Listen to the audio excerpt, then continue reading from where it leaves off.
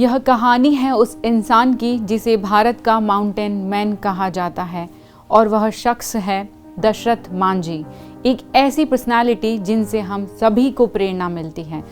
दशरथ मांझी एक छोटे से गांव में रहते थे। उस गांव के लोगों को अपनी हर एक ज़रूरत के लिए पास के कस्बे में जाना पड़ता था और उस कस्बे तक पहुंचने के लिए एक बहुत बड़ा पहाड़ पार करके जाना होता था।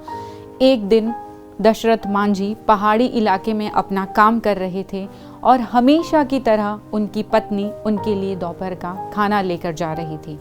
दुर्भाग्यवश अचानक उनका पैर फिसल गया और वह पहाड़ी दर्रे में गिर गई और समय पर इलाज न मिलने की वजह से उनकी मृत्यु हो गई।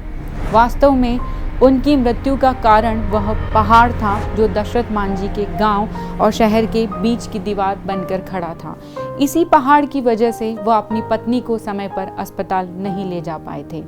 अपनी पत्नी की मृत्यु की वजह से दशरथ मांझी पूरी तरीके से टूट चुके थे और हर वक्त सोचते रहते थे कि कैसे एक पहाड़ के कारण वह अपनी पत्नी को नहीं बचा पाए।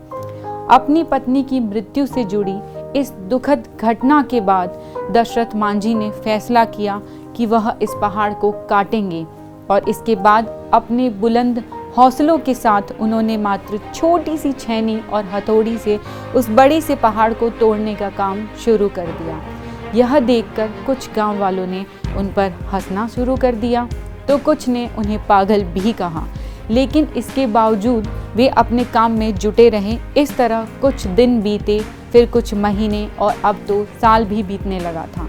क्या गर्मी, क्या सर्दी, क्या बारिश, इन सब की परवाह ना करते हुए दशरथ मांझी अपने लक्ष्य को हासिल करने के लिए कठिन परिश्रम करते रहे, क्योंकि वह चाहते थे कि जो उनके साथ हुआ वह किसी और के साथ कभी ना हो।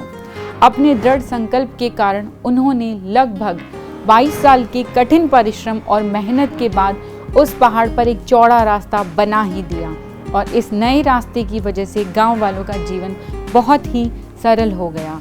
तो देखा आपने, दशरथ जी ने लगातार 22 साल प्रयास किया और कभी हार नहीं मानी और वह सफल हुए।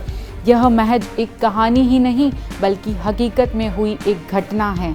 तो हम भी दशरथ मांझी की तरह बिना निराश हुए, बिना हार माने यदि अपने लक्ष्य को पाने के लिए दृढ़ संकल्प के साथ कठिन मेहनत करेंगे तो अंत में सफल होना तय है और इतनी मेहनत के बाद मिली हुई सफलता ही हमारे जीवन का सबसे शानदार और बेहतरीन पल होगा।